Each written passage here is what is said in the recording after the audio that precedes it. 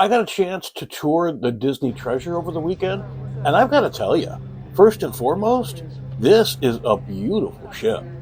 Everything is built around the theme of adventure and finding treasure, with spaces inspired by Disney movies, stories, and even the parks. One of my favorite moments of the entire tour was getting a chance to watch Belle as she greeted guests as they boarded and began their own voyage of adventure. I also got to learn more about Disney's rotational dining. We visited 1923 and Plaza de Coco, the Coco themed dinner experience. And it was amazing to see how the decor, the tables, even the dishes all work together to immerse you in the story. On Disney Cruise Line, you rotate restaurants each night, but your serving team rotates with you.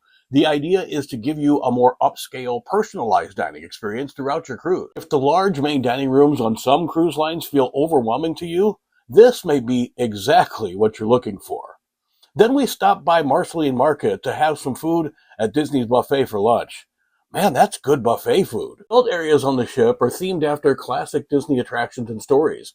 The Haunted Mansion parlor, one of my favorites, especially with all the little effects that happen throughout the evening. They have selected you to fill our quota, and they'll haunt you until you return. The Periscope Pub is another one of my favorites.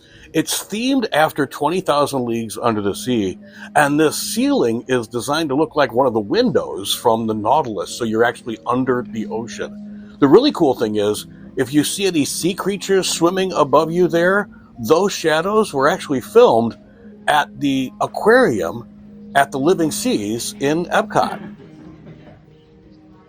When we walked out onto the pool deck, I noticed something else Disney does really well. Instead of just one or two pools trying to serve everyone on board, there are multiple pools and water play areas spread throughout the deck. I was especially surprised by the size of the Donald, Daisy, Pluto, and Goofy family pools.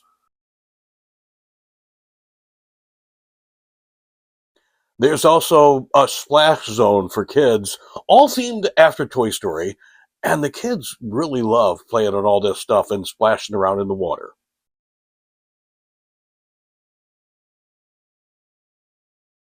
Disney has done a lot of great things with staterooms too, from the artwork and the theming to the verandas and the slightly larger amount of living space. Of course, you can't talk about a Disney ship without mentioning the Oceaneers Club. It's a kids-only space featuring everything from Marvel and Star Wars to Belle's Library, Rapunzel's Art Studio, crafts, and even a dedicated area for toddlers. I've heard plenty of stories about kids who, once they got in there, didn't want to leave. There is so much to talk about when it comes to the Disney Treasure and Disney Cruise Line. If you're curious whether a Disney cruise is right for your family, or just wondering which itinerary or ship would be the best fit, I'd be happy to help you sort it out. Visit TimThompsonTravel.com and let's start planning your adventure.